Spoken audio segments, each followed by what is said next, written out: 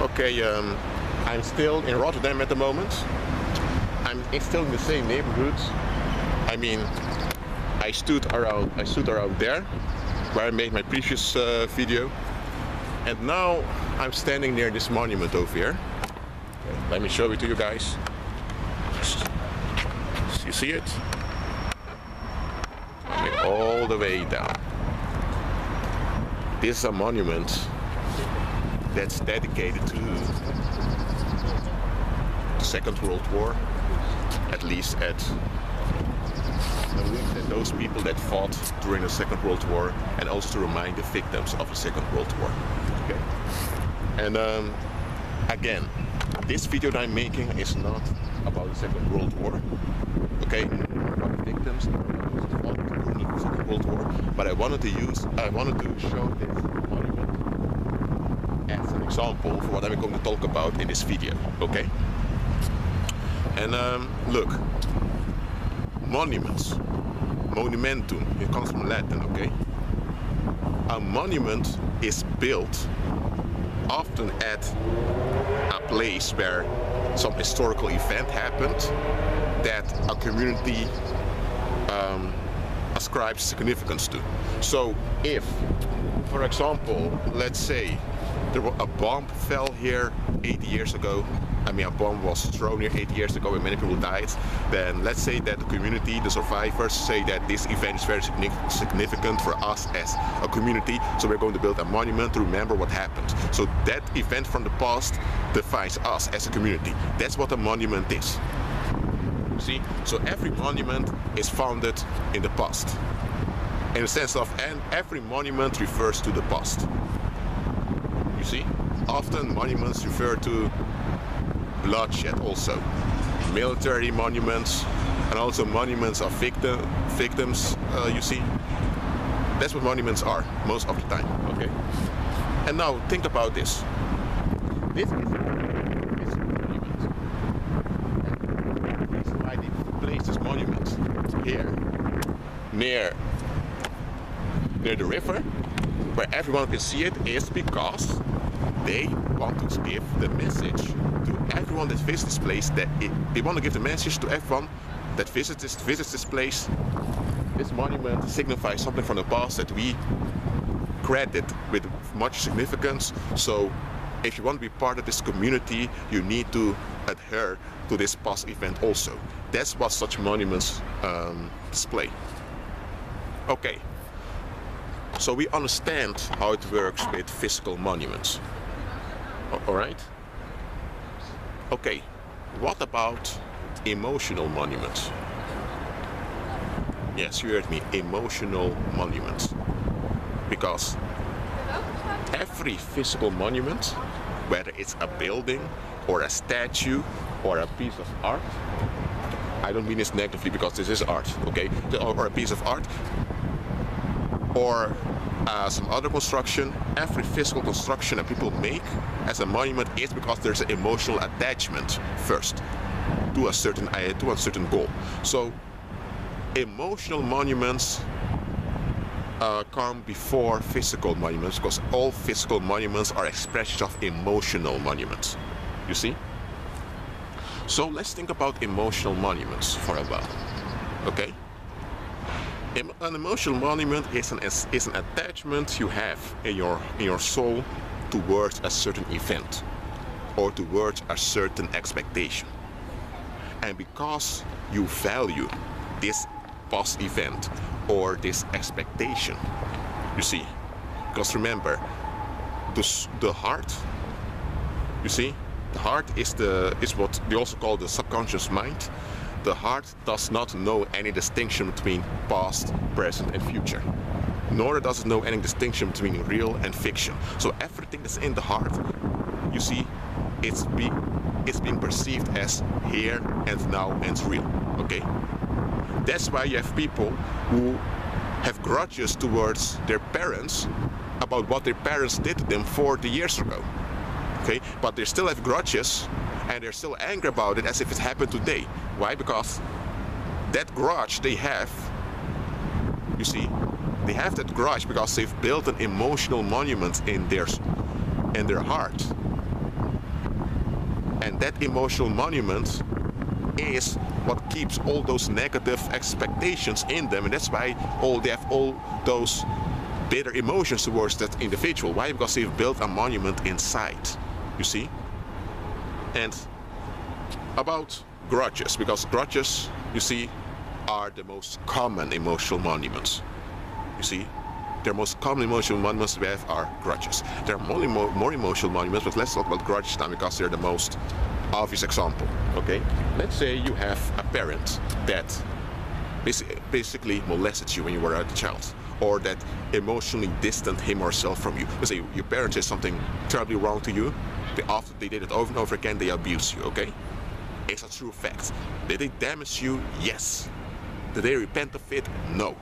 So are they wrong? Yes. Okay, that's all true. Now, you need to understand, they did it.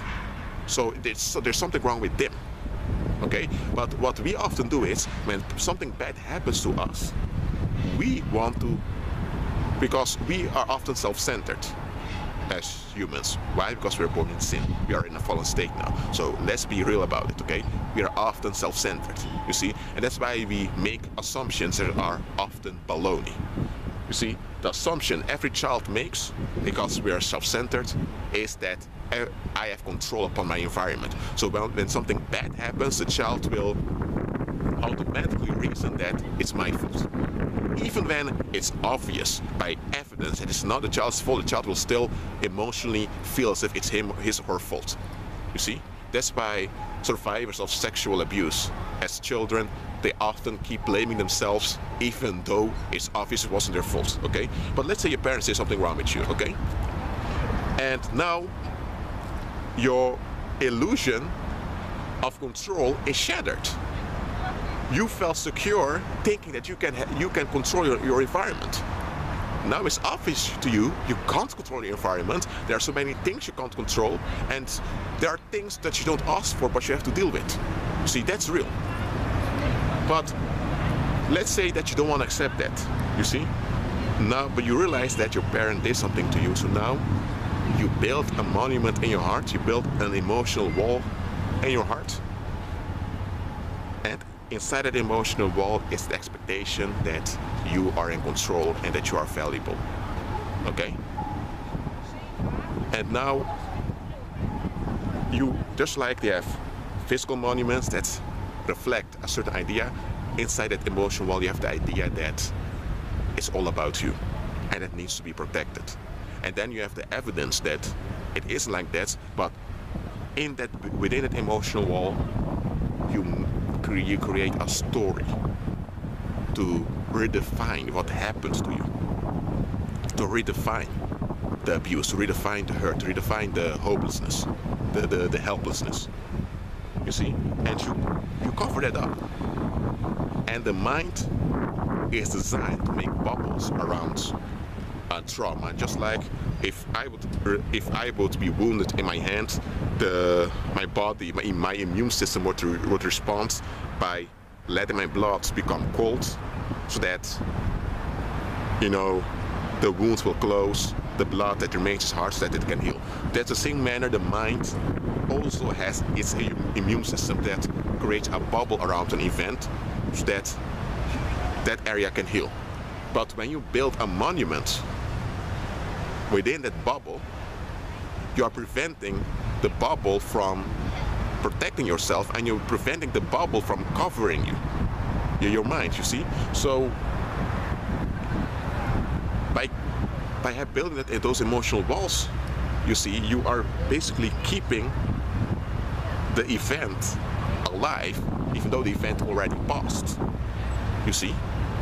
And the event didn't happen again. Sometimes the event cannot happen again because you're not a child anymore and the circumstances are different, and because you have that monument, you have that emotional protection in your heart, you're also holding on to a story that there is a danger, even though the danger may not even exist. You see? See how much minutes I have left. Oh, I have a lot of time yet. You see? So you now have a stronghold in your heart. And just like physical monuments need to be taken care of, need to be preserved from time to time, the same way those emotional monuments need to be taken care of, they need to be preserved. And with grudges, it's like this, that the grudge needs to be preserved. So you need to have negative energy around you to reinforce the monument. And that's why people who have grudges inside, they will turn against others. Someone that has a grudge against, for example, their parents, they might turn against a co-worker. Did the co-worker do anything wrong to them? Probably not. But they will turn against a co-worker. Why? Because the monument is all about self-preservation. But if the individual doesn't have any dangerous circumstances in which they have to preserve themselves, then the whole monument will be exposed what it really is. A stupid fantasy. Okay? And once the monument is destroyed, the real issue surfaces. And the individual doesn't want the real issue to surface, so whenever they feel uncomfortable with something, they blame external circumstances for how they feel. Now, don't get me wrong here. When someone harms you, or your environment harms you, they are to blame. Okay, don't get me wrong. Okay, you shouldn't blame yourself for things. You shouldn't blame yourself when others are harming you. I'm not talking about that. What I'm talking about is when people knowingly blame others for things they are not responsible for, or when they decide to take their frustration out on others so that they can feel good about themselves. Narcissists do this all the time, because narcissists are filled with emotional monuments. Okay? You see? And in order to preserve an emotional monument, you need to have a prohibition. For example, about that, let's say you're a woman and your father treated you poorly when you were a kid. Your father was emotional, incompetent, and he didn't know how to bond with his daughter. And you grew up with that mess, okay? Now, you've built a monument in your heart saying that, you know, that your father did you wrong, that you are innocent, and that you will never allow people to hurt you again. That's a monument you built up.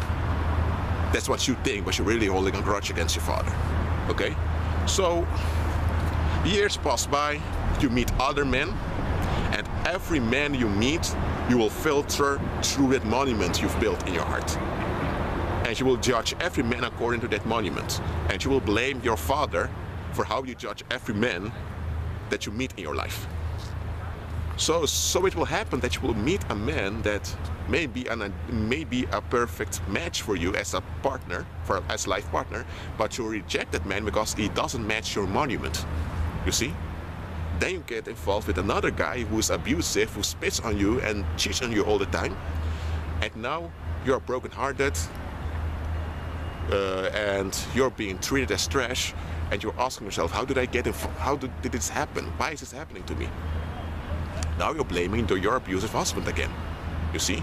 But hold on a minute. You're the one that felt attracted to your husband. Knowing that your husband, and he wasn't your husband yet, knowing that he had serious issues. So why didn't you realize, hold on a minute, how can I feel attracted to someone so dangerous? Then that was a sign for yourself to recognize, hold on a minute, something ain't right. But no, you wanted to preserve the grudge that you had against your father because you've built your whole identification, your whole identity you've built around that monument. So now you are preserving that monument. So basically, even though your father victimized you, and even though now that you're married to that abusive man is abusive towards you and that he's wrong, you are equally wrong and equally responsible for getting into that circumstance because you didn't want to be real with yourself. You understand? And the same counts for men also, because men also have very strange monuments in their hearts they're holding on to. Okay? And I used to have very strange monuments also, okay? So I'm not telling this information to point at you and to be self-righteous. I'm just being real here. All human beings develop emotional monuments from time to time. You see?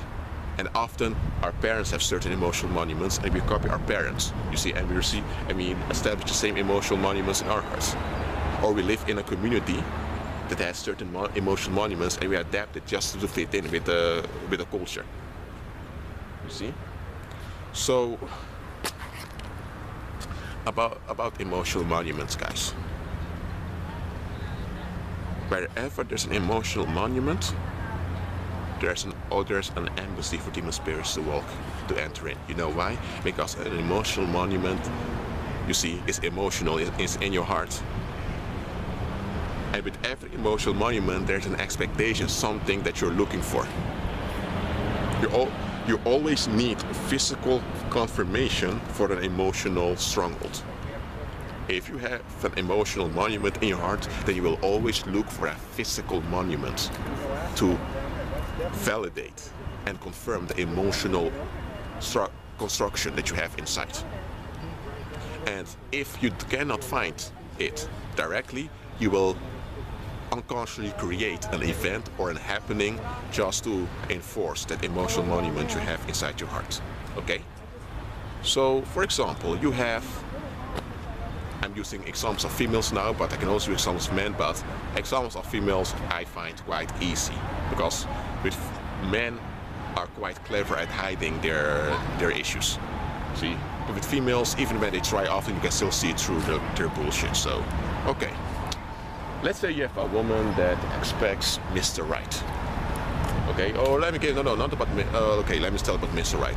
She expects a kind of man that meets all her needs and makes her the center of his life. Okay. Why is she expecting this? Because what she's looking for is a physical monument. That man that she's looking for that doesn't exist is a physical monument of an emotion. Why is she looking for that emotional monument? Why is she looking for a relationship with a guy that just, forgets about himself completely, that makes himself a doormat and makes her the center?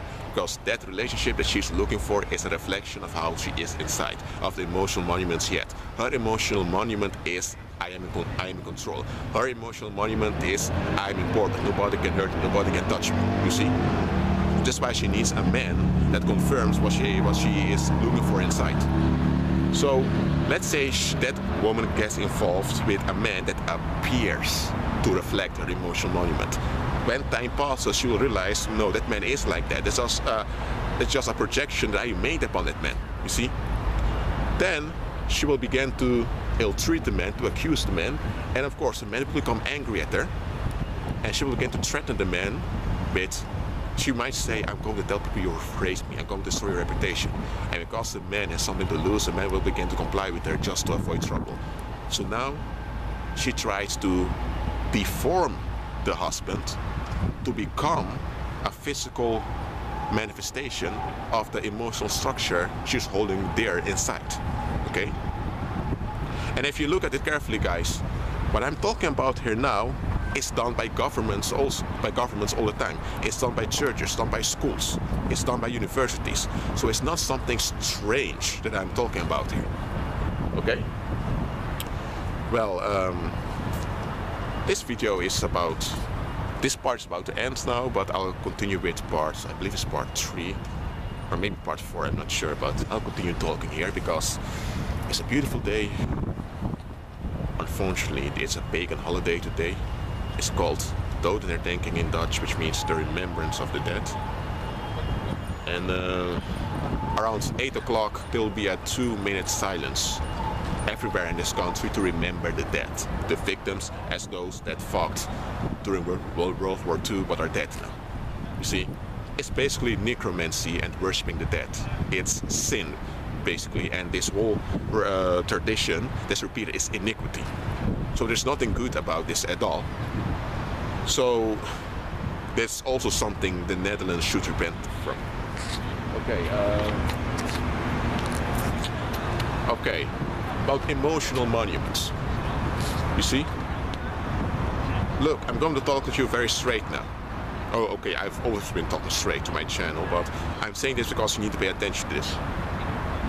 You are responsible for holding on to emotional monuments. Look, I'm not approving what people did to you. I'm not saying that your reasons may not be the right reasons, but an emotional monument is never right. you see. And that's why so many of you have difficulty letting go of certain bad relationships, because